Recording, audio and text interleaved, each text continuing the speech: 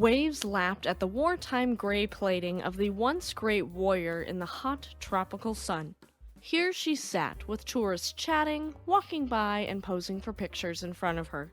She'd seen multiple wars, including the bloodiest conflict in human history, and the surrender of the Japanese had taken place on her decks. So, how did such an illustrious battle maiden end up a floating museum among the wreckage of her brethren?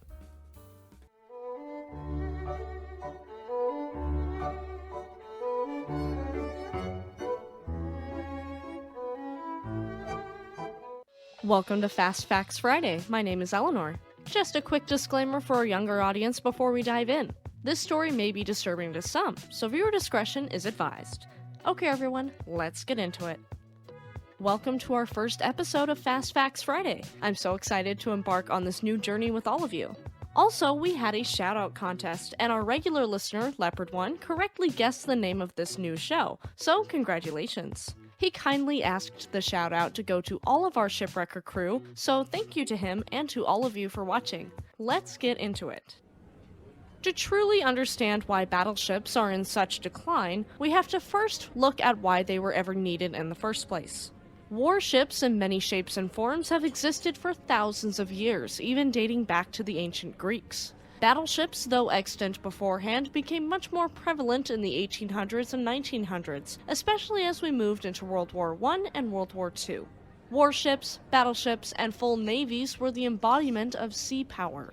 For many, including American naval officer Alfred Thayer Mann and King Henry VIII, a strong navy was vital to the success of a nation. According to Mann, controlling the oceans was vital for the projection of force on land and overseas, which is understandable because he lived in a time where the easiest and fastest way to travel was by ship.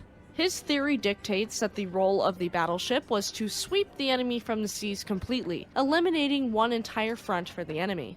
Escorting, blockading, and raiding was meant for cruisers and smaller ships, with battleships being meant to intimidate and threaten with just their very presence. The concept of, quote, potential threat can be watered down to just the existence of a powerful fleet, not even seeing them. This concept is called a fleet in being, which is an idle yet mighty fleet forcing others to spend time, resources, and effort to actively guard against it with their own land, air, and sea forces. This idea suggested that battleships could tie down superior enemy resources just by existing, and so it could tip the balance of a conflict without even battling. Mann had another theory that has been both proven and disproven multiple times. He went further by saying victory was only achievable with engagements between battleships, and this is called Decisive battle doctrine in some navies. He believed commerce raiding, which is the target of merchant ships, was never a successful way to achieve victory. This is disproven by the fact that sinking merchant ships in World War I was absolutely devastating for the Entente powers. However, it is proven true by the fact that the Central Powers, despite merchant raiding, were not victorious in the entirety of World War I. The loss of Lusitania was devastating for the Allies, but it was a huge motivation to win the war. Throughout the age of the battleship, as it's called, Mann was extremely influential in both political and naval circles, advocating for large fleets with powerful battleships. His work first developed in the late 1880s, and toward the end of the 1890s his influence was worldwide. Many major navies adopted this doctrine, namely the British, American, German, and Japanese navies, and this would greatly change how the next two world wars were fought. He may just seem like some dude, but his opinion vastly changed the landscape of navies and greatly increased the number of battleships in existence during the interwar era. The interwar period, if you are wondering, is the time between the end of World War I and the beginning of World War II, and during much of this time, Germany just didn't have battleships. The armistice that ended World War I required that most of their high seas fleet be disarmed and interned at Scapa Flow, Scotland, and they were to be handed over to the British according to the Treaty of Versailles. However, many of these ships were scuttled by the German crews on June 21, 1919, just before the peace treaty was signed. If you'd like a video on Scapa Flow, let me know. The Treaty of Versailles also limited the German Navy heavily and prevented Germany from building or possessing capital ships, which are battleships. Despite not having any reparations or limitations placed upon them, the victors were financially drained from fighting World War I, and thus didn't have the resources to replenish a depleted or aging fleet. World War II would break out in 1939, and battleships were called upon once more, with the major nations in both the Allies and Axis powers cranking out battleship after battleship to win major naval battles. However, in this interwar period, times were changing. Just like the death of ocean liners due to the rise of the airplane, war was taking to the air and battleships were predicted to become irrelevant by aircraft. Aircraft were faster, more efficient, less expensive, and could be made faster than battleships. Not only that, but they were more effective when it came to combat. They could sink large and unsinkable battleships, and this was proven in the 1920s by General Billy Mitchells of the United States Army Air Corps, and he experimented to test his theory that aircraft rendered navies around the globe obsolete. He testified to Congress that, quote, 1,000 bombardment airplanes can be built and operated for about the price of one battleship, and that a squadron of said bombers could sink a battleship, getting more bang for your buck quite literally. The U.S. Navy was beside themselves at this statement, but Mitchell went on to prove his point. He carefully went through a series of bombing tests alongside Navy and Marine bombers. In 1921, he bombed and sank numerous ships, including the unsinkable German World War I battleship SMS Ostfriesland and the American pre-dreadnought USS Alabama. Mitchell had required wartime conditions for these tests, whatever that means, but yet the ships sunk were obsolete, defenseless, stationary, and had no damage control whatsoever. The Ostfriesland was sunk by violating an agreement that would have allowed Navy engineers to examine the effects of various munitions. However, Mitchell's airmen disregarded this entirely and sank the ship within minutes in a coordinated attack. This stunt made headlines and shocked the public, with Mitchell defending his actions by stating, quote, "No surface vessels can exist wherever air forces acting from land bases are able to attack them." Mitchell's test was far from perfect or conclusive, however it did demonstrate the power of aircraft, and thus the aircraft carrier became more and more prevalent. Though the battleship is not anything new, Fast Facts Friday is hot off the presses. If you are enjoying this episode and want to hear more about ships, their careers, and their wrecks, check out our main show, Shipwreck Sunday, every Sunday night at 4 p.m. Pacific Standard Time. Okay, let's look at the height and decline of the battleship in World War II and the Cold War. At the start of World War II, the first shots fired at the bombardment of the Polish garrison at Westerplatte was by an obsolete pre-dreadnought called the Schleswig-Holstein, and the final surrender of the Japanese Empire took place aboard USS Missouri, a powerful United States Navy battleship. The stark difference between these ships goes to show the improvement of battleships, and as the war continued, aircraft carriers would become more and more important. Battleships did play a major role in battles in the Atlantic, Pacific, and Mediterranean. In the Atlantic, German battleships were independent merchant raiders, which, as we remembered, was ill-advised by man. To disappoint man more, battleships and their engagements were of little strategic importance. The Battle of the Atlantic was primarily between destroyers and submarines, and the most decisive, intense battles in the Pacific were won or lost with the use of aircraft carriers. We do need to take into account one major battle that took place between two battleships, and this was the fight between the German battleship Bismarck and HMS Hood. Both ships were lost, but the nearly indestructible Bismarck was finally hunted down and destroyed, and a heated, multi-day battle ensued between the two that would destroy the Bismarck. However, we do have to note that aircraft sent from carriers played a major role in this as well. We have an episode going into more detail on this battle if you are interested. At the beginning of World War II, battleships and other warships defied the argument that aircraft would dominate combat. However, as the war raged on, it became more apparent that aircraft carriers and the aircraft they supplied were key to winning battles and wars. The attack of Pearl Harbor proved that battleships, when they are sitting ducks, could easily be sunk, with a number of American ships being sunk, some being refloated and repaired.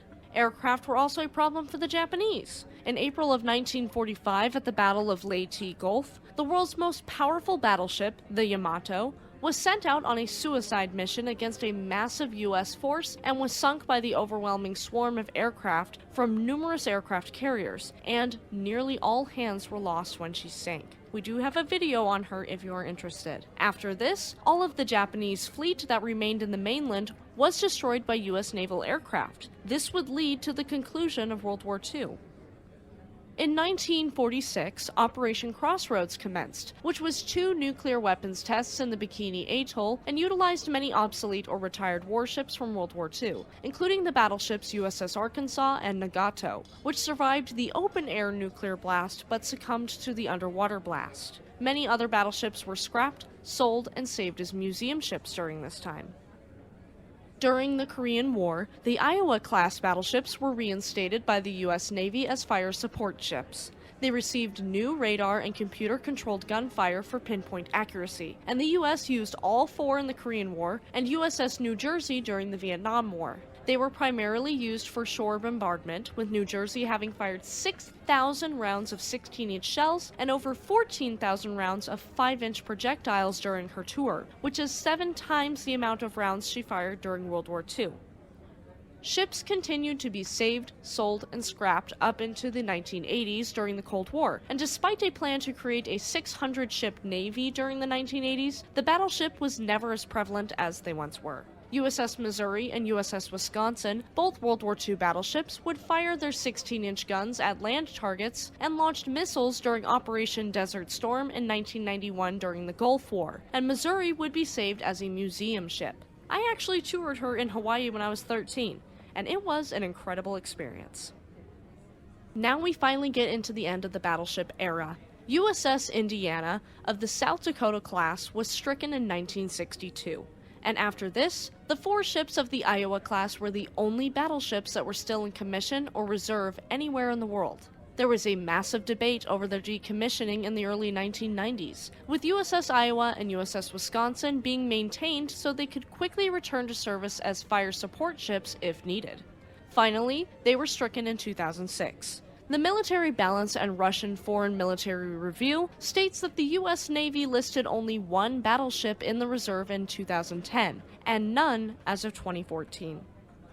When the final Iowa-class ship was stricken, this ended the era of the battleship, though a number of battleships do remain preserved as museum ships worldwide, either afloat or in dry dock. The U.S. has 8 on display: the Massachusetts, North Carolina, Alabama, Iowa, New Jersey, Missouri, Wisconsin, and Texas, which was built in 1912 and is the only preserved example of a dreadnought-type battleship that dates back to the time of the original HMS Dreadnought. The wreck of USS Arizona and USS Utah in Pearl Harbor is designated as a historical landmark and national gravesite, and together are a powerful sight to see. The only other 20th century battleship on display is the Japanese pre-dreadnought battleship Mikasa, with a replica of the ironclad Dingyeong being built at the Weihai Port Bureau in 2003 and is currently on display in Weihai, China. There were 3 other battleships that were only museum ships and are now gone, and they are USS Oregon, SMS Tegethoff, and SMS Erzherzog Franz Ferdinand.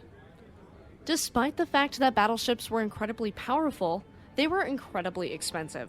Battleships were the largest and most complex ships of their time, hence the most expensive warships at that time.